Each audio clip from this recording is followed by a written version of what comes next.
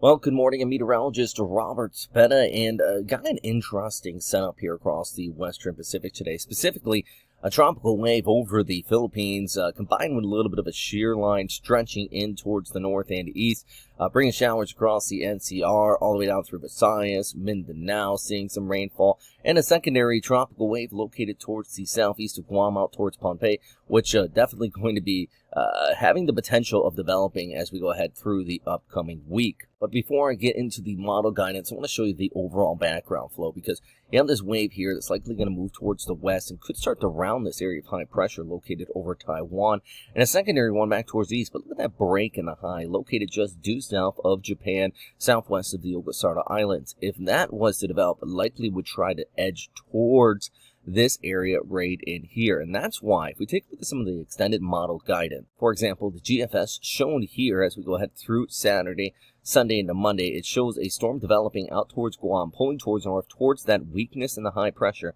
and the secondary low developing just towards the west of the Philippines. Now, here's the big thing I see right now, and you know what, the GFS, pretty aggressive often with these type of low pressure areas. It'll pop up several at the same time, so we're not going to face 3 typhoons likely.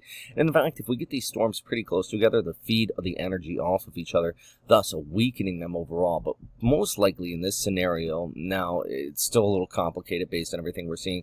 We get a storm developing towards the east. We got a low here, and that's actually going to draw in moisture across Luzon and Visayas, and we could even see kind of a mini habagat setting up across the Philippines, which means several days of just rain all the way through the 15th into the 16th until things start to dry out a little bit on the back side of it. But here's another look from a great graphic from Bagasa here showing that potential of the first low pressure area now moving across the Philippines with that shear line bringing all sorts of rain, and then that secondary low, which is developing back towards the east, starting to enter the Philippine area of responsibility through the 11th into the 17th.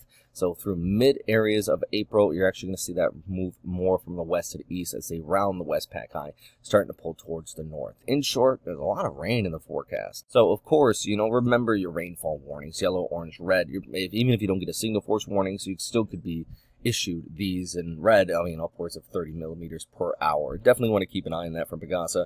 And also remember, don't underestimate flood waters. Even if you're not in a typhoon, you still could see that potential of some rising flood waters and definitely cause some serious damage. So, yeah, these are things we're going to continue to watch. I know March and April, typically not the season for tropical cyclone activity, but we do see them from time to time. I remember Molave, a few years ago, super typhoon out there. Anyways, this may be my last video update before I return back to the United States. I have a Westpac Weather meet and greet here on Tuesday. Wednesday, I'm going to be traveling around, visiting a bunch of people in different places, so it's just busy. I don't even have the camera on right now because I'm actually sitting in a spare bedroom. It's just not a great for camera shot. But anyways, I did want to talk to you guys about this storm because a lot of you are asking, naturally, because it's raining out right now, which is concerning, but also the fact that, models really being aggressive on this area. So stay safe out there, as always.